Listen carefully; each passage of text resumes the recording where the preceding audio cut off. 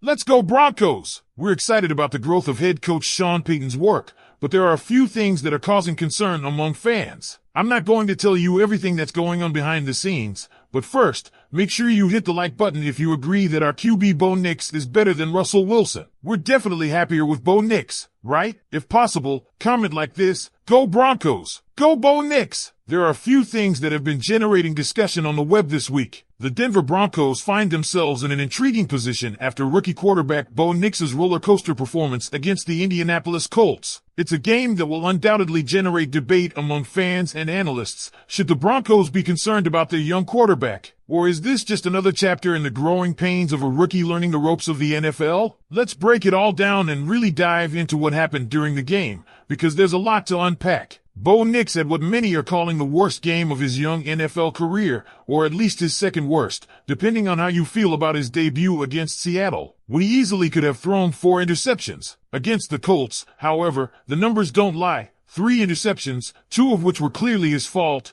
and 1 where the blame can be shared. The mistakes were evident, but so was the resilience, which raises an important question: do the positives outweigh the negatives? Let's start with those interceptions. The first one is a textbook example of a rookie mistake. The Colts defense was in cover 2, and Nix clearly thought the linebacker would sink into a Tampa 2 role. Instead, the linebacker read the play beautifully, flipped his hips, and undercut the route to snag the interception. Bo was trying to hit the backside dig, a throw he's been fairly comfortable making before, but this time he underestimated how quickly the defender could adjust. It was an incredible play by the linebacker, no doubt, but it's also a moment where Nix needs to be sharper and more aware of how defenses can bait young quarterbacks into costly errors. He's going to learn from this one, but it's a moment he'll want back. The second interception was a bit more complicated. Here's where some nuance comes into play, because it might not have been entirely Nix's fault. After the play, Sean Payton was seen chewing out Courtland Sutton, which suggests some kind of miscommunication on the route. Nix's pass could have been better, sure, but Payton's reaction makes it clear he expected Sutton to run that route differently. These are the kinds of things that happen in a developing offense, especially when a rookie quarterback is trying to build chemistry with his receivers. Sutton, a veteran on this team, has to be more precise to help his young QB out in moments like this. The third interception, however, was all on Bo. He tried to force a deep outbreaking route to Sutton again, but the leverage just wasn't there. To make matters worse, the throw came late, and Colts defender Nick Cross made an excellent play to pick it off on the sideline. This was the kind of throw that screams rookie mistake, the type of decision-making that needs to improve as Nix continues to grow. It's also worth noting that these errors didn't seem to faze him mentally, something we'll get into later. But for now, let's stay on this game's biggest takeaways. Beyond the interceptions, there were other noticeable flaws in Nix's game. He missed some open receivers, including one particularly frustrating miss to Sutton on a backside dig, one we've seen Nix connect on countless times in the past. Was it the prior interceptions messing with his confidence? Perhaps. We also saw him staring down Sutton a little too often, forcing throws that just weren't there. His footwork, something that has been a lingering issue throughout the season,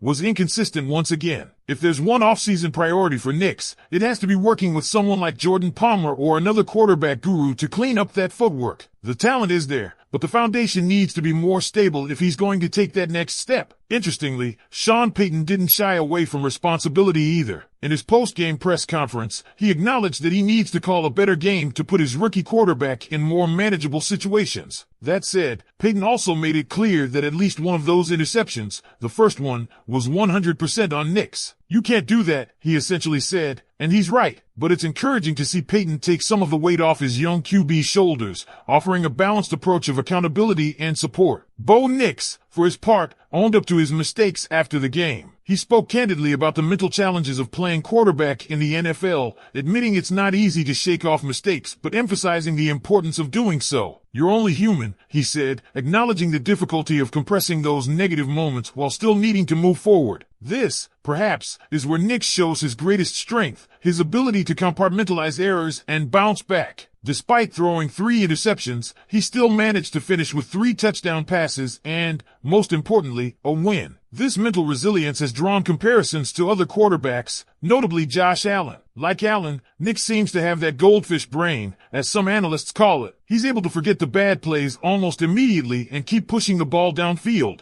showing no fear even after costly mistakes. It's a rare trait, and one that separates the good quarterbacks from the great ones. Sure, it's a fine line, one that, if crossed, could turn him into the next Jameis Winston, who was notorious for being overly aggressive to a fault. But if NIX can continue to find the balance between calculated risk-taking and recklessness, the Broncos might really have something special in their young quarterback. What's undeniable is that Bo Nix is still a work in progress, and that's okay. Rookie quarterbacks are going to have games like this. It's part of the process. As analysts like Cecil Lammey have pointed out, Nix's progression, much like any young quarterback, isn't going to be linear. There will be highs and lows, and this game against the Colts was certainly one of the lows. But it's how Nix responded that really matters, and in this case, his response gives hope that the Broncos are building something meaningful with him at the helm. When you think about how Bo Nix responded after those interceptions, you can't help but feel optimistic about his potential. A lot of quarterbacks in his position, especially rookies, might have folded under the pressure. We've seen it happen before with Broncos quarterbacks, haven't we? Drew Lock is the perfect example. There were games, like the one in the snow against the Chiefs or the road game against the Raiders, where the wheels just came off. Every interception seemed to dig him deeper into a mental hole, and the offense spiraled along with him. That wasn't the case with Bo Nix. Instead of sulking or letting the mistakes define his performance,